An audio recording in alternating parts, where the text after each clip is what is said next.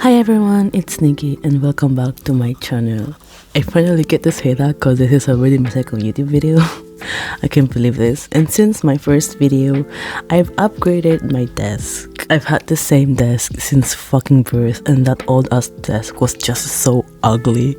It had a bunch of cuts, ugly glue residue everywhere, marker marks that wouldn't come off. I used to use a white cloth to hide my ugly desk. Like if you go back to my oldest shorts or maybe like my Instagram reels, you'll see the cloth. So yeah, thank you for your service. You've been through a lot, literally. Anyway, so back to the video. I recently finished watching Hoshino, and it's honestly so good I decided to make a spread about one of the main characters, namely Ai Hoshino. I'm going with pink and the purple color scheme, and I'm also painting. I've missed painting for my journal spreads. I really want to make painting a part of my journaling style, but it's honestly so time consuming sometimes that I just rather slap stickers onto my spreads. Anyway, I'm painting one of Ai's hairpins. It wasn't that hard to paint and it took me like 30 minutes to finish. Also, isn't it kind of funny how it has eyebrows? Like a bunny with eyebrows.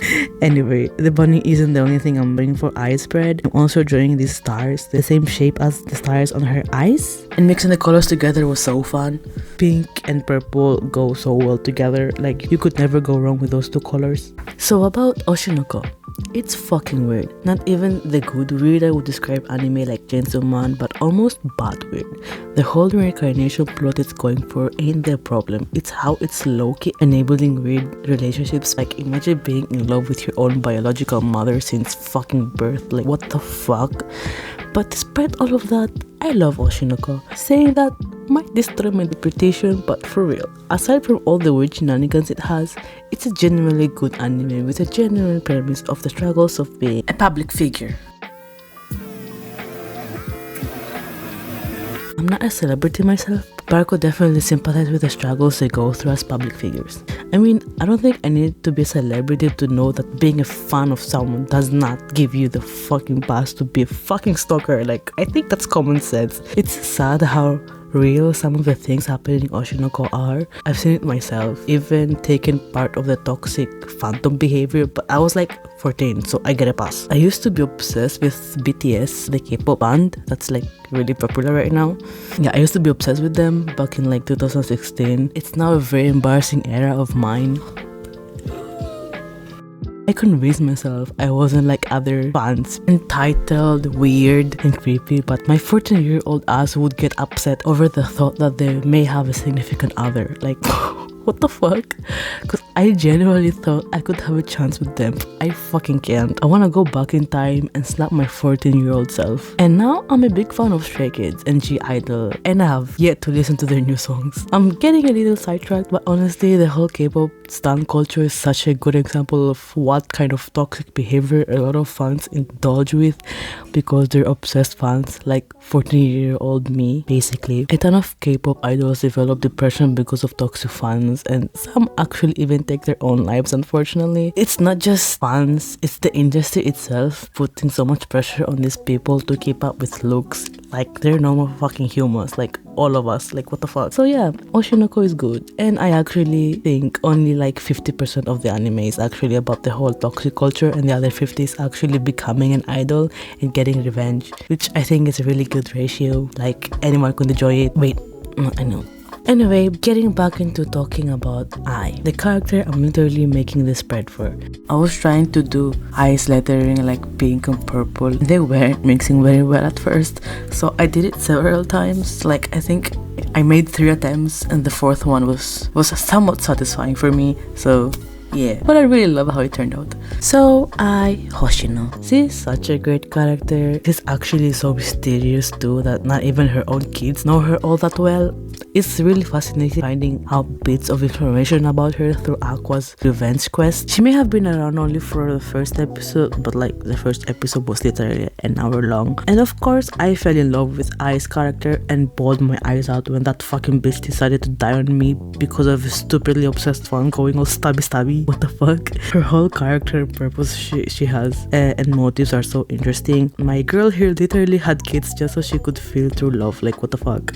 And not even with the father of her kids, but through her own kids too. It's ironic because her name is Ai, and Ai literally means love in Japanese. She's childish with a really weird and mature perception of the world, that everything and everyone is just a lie to make people happy. Show them your ugly side and you're left with no one, as she says smilingly, or something like that. She literally uses fake it till you make it as her motto, because she's constantly lying to her fans about how much she loves them in hopes it becomes a reality, and she's almost robotic at expressing those feelings too, trying to adhere to the ideal idol people want. She's like a genius idol with no emotions, but like, how can you find true love through fans you barely know? I took it a bit further because she actually tries to remember and appreciate her fans, but of course through taking care of her own kids and bringing them up out of obligation, she slowly started to care deeply for her kids and realized she loved her kids for real. And then she fucking dies. Why is this anime so fucking cruel? And she didn't even die like peacefully. She got stabbed and blood everywhere, and like her kids are traumatized. Jesus. So getting back into talking about Idol,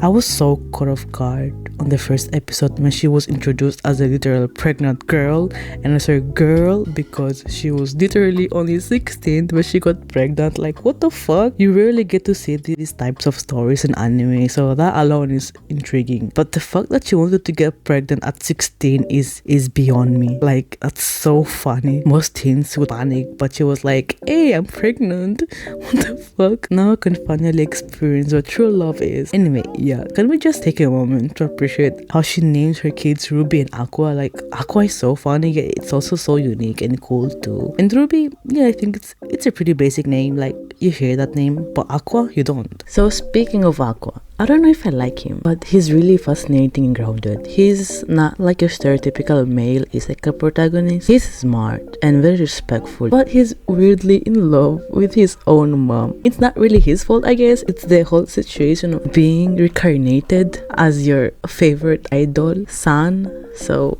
yeah, what the fuck? But I do appreciate how he's still confused over his feelings towards his biological mother. But she's your biological mother. On the other hand though, I really love Ruby and Kana, especially Kana. Ruby is such a sweetheart. Her whole arc is so wholesome and one that actually works with the story of her being reincarnated as Ai's daughter. While the only reason I can think of why they wrote a reincarnation story for Aqua was to give him an excuse to be obsessed with his mom, thus giving us the murder mystery side of the story. Like, it's fucking weird, but anyway, Ruby's previous life was really difficult, always being sick, bedridden, and she could only dream about dancing and moving with energy just like her favorite idol, aka Ai. Like, her story is so bittersweet that despite what happened to her mother, Ai, she still wants to become an idol, mainly because this is her chance to do so. It's what she's always dreamed about, and I'm so rooting for her. Kana is definitely my favorite character in Oshinoko. She's so funny and relatable. Used to be a prodigy child actress and a brat, and now still a brat. The industry humbled her or something, or maybe destroyed her because her prodigy child actor era is dead and everyone's making fun of her for that, while ignoring the fact that she's still an amazing actress. God, I hate people. Y'all really made my girl doubt her skills, and now she's making self-deprecating comments to cope, which is why I love her. Maybe I'm no better than those people making fun of her. But she's so for real for that.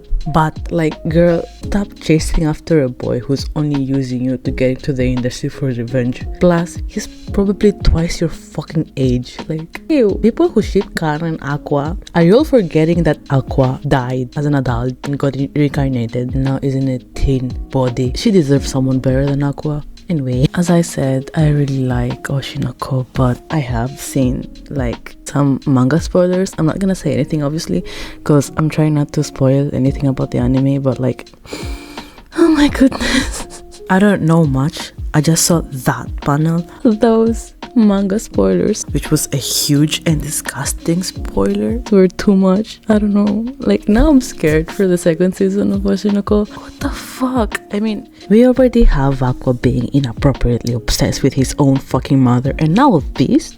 If you know what I'm talking about, first of all, I'm sorry for you. Try not to spoil anything.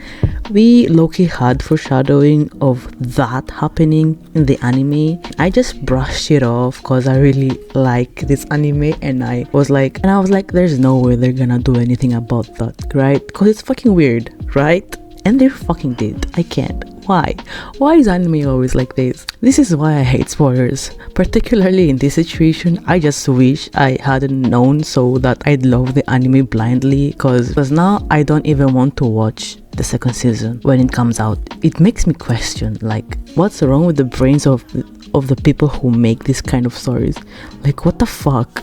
Like, all you had to do was write a story about idols and depression and sprinkle a little bit of murder mystery in it. So why? No sane person wants that stuff in a story. Like, what the fuck? I still love Oshinoko. Anyway, this is the final spread. I really love how it turned out, and I hope you guys liked it too. I also forgot to say like and subscribe on first YouTube video.